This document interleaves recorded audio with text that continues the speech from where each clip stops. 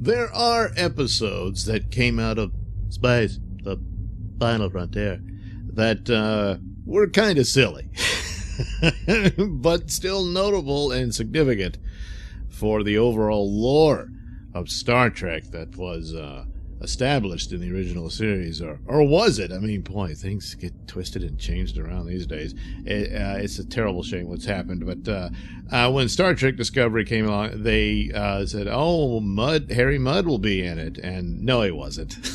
I don't know who that was. It was another Harry Mudd, just happened to have the same name. But oh boy, that was not him. We're introduced to Harry Mudd in Mudd's Women. This was his first little scam he was pulling.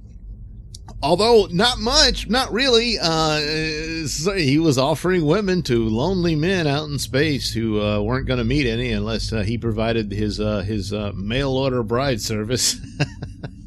And that's what the scam. The scam was is they were taking a drug called the Venus drug.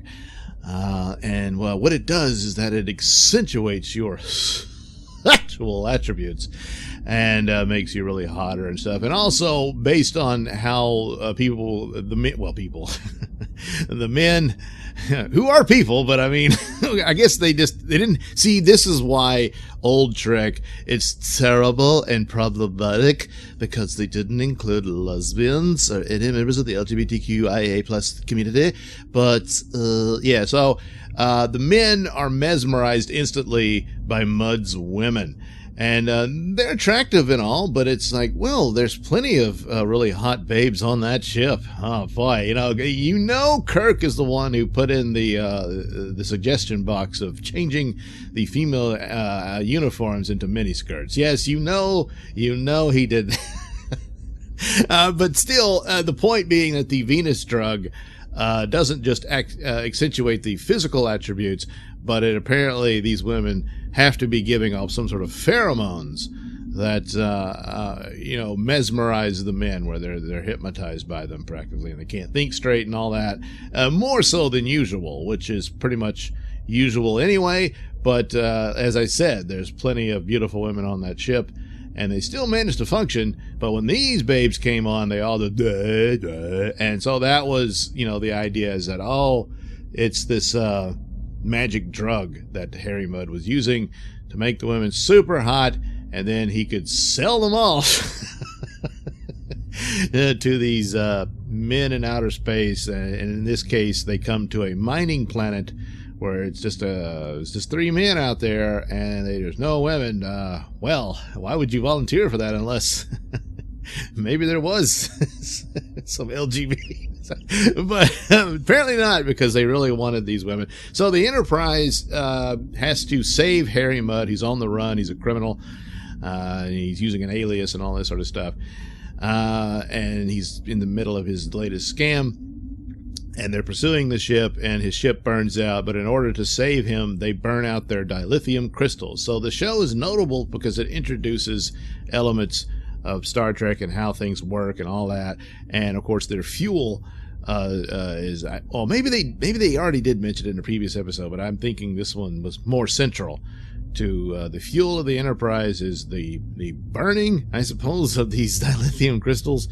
And that provides their power. So they burn those out in saving Harry Mudd and beaming him and his babes onto the ship. And so now they need a replacement. And so that sets up the deal where they got to go to this mining planet.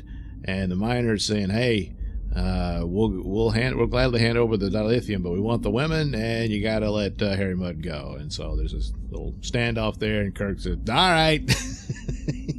He pretty much gives in pretty quick, because what's he going to do, So, and another thing about this happens quite a bit in Star Trek, where the transporter is used, and you're beaming someone off of a ship because it's about to explode, and yet in here they get Harry Mudd in pretty quick, but the women they come in a little later. And the ship already blows up while they're in mid transporter beaming, what have you. And this happens repeatedly through Star Trek, and I always wondered, they say, well, we're locked on or what have you, but if the ship exploded in the middle of it, wouldn't that rip their atoms apart and you wouldn't be able to collect it? But I guess if the lock is on, it has your patterns. And I wondered, well, did they lose a few atoms here and there? I don't know. But it always, well, not always, sometimes it doesn't work, but it worked here, and the women are saved. Two of the women are just hot and they're all for it and they just want to get married. The third woman, who seems to have a flirtation with Kirk somewhat briefly, brief. I mean, she barges into his room and lays on his bed and says, "Hi, Captain." And then suddenly she's in love with the top miner on the planet and that sort of thing. But she's the one who has some amount of conscience and is a bit upset about what they're trying to do and that sort of thing. But other than that, that's about it. And then there's this sort of lesson they throw in, which is, I don't know why, they just do at the end. She's all down in the dumps about the whole ordeal, and the drug wears off, and they basically just take the woman's makeup off, and, oh, now you're ugly. She's still pretty hot to me, but but so she takes the drug, and then she becomes Pamela Anderson again, and then they, joke's on you, that was a placebo. The beauty is actually within you. That's right. Yeah, that's not really true. but that's what they do. And she's in love with the miner. They're going to be happily ever after, living on that desolate planet mining dilithium crystals.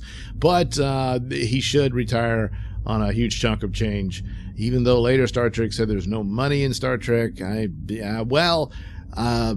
guess a barter system. I don't know. But anyway, that's where she'll end up, and everything's happy and good, except for Harry Mudd, who has to go off to Federation prison.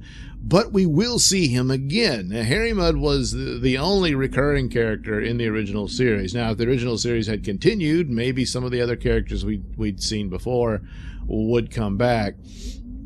But Harry Mudd was the only one that was a recurring character, and which is why I thought if they wanted to utilize in the J.J. Abrams Star Trek movies, rather than go with Khan, it might have been better to just do a Harry Mudd thing where he pulls off a scam or it's some kind of heist and the Enterprise is involved and they got to go get him and that sort of thing, and whatever he's trying to steal. And then you can go full blown and just scavenge old stuff from Star Trek in this new universe you've created. Where, what if it was like the Doomsday Machine, and that adventure had already happened, but then Harry Mudd gets a hold of it, and he's swindling like the Klingons and the Romulans or whatever. So, I've got this Doomsday Machine to sell you. And it doesn't really work. But then, of course, someone figures out how to reignite it, and that thing can destroy planets. And, it's like the Death Star. Man, that would have been a better movie. But unfortunately, no one knew Star Trek working on those movies, so they didn't know that. So, Harry Mudd could have been that character. But they finally remembered him with the Star Trek Discovery version, and he's just a psychopathic murderer, basically. It was really stupid. So, but Harry Mudd, a big part of Star Trek, as established there, and a character that someone should have utilized when they were rebooting it, but just didn't. It's too bad. So, Mudd's women, we'll meet him again, involving women somewhat, kinda. This was a guy who probably would have shown up a third time had Star Trek continued for a fourth season, but it was not to be. All right, thank you for watching and listening. While you're here, why not like and subscribe? I mean, it's just a click, it's not going to kill you. It won't. And also check out that link description below. Yes, you know what that'll do. It'll take you to my many stores that have plenty of goodies for you. Yes, that's right. You.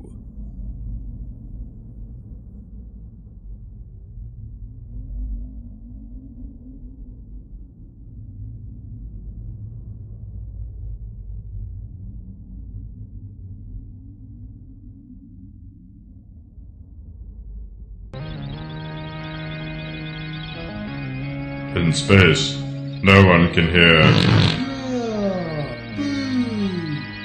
I stand corrected.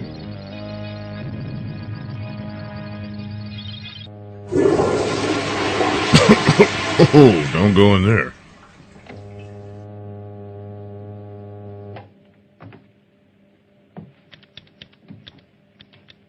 Well, hello there. I see you like shower caps. Me too. Not bad, not bad. Good selection of ass around here. Oh no! Reminds me of home, back at the old trailer park. Don't forget to bring the beer. My compliments, Captain.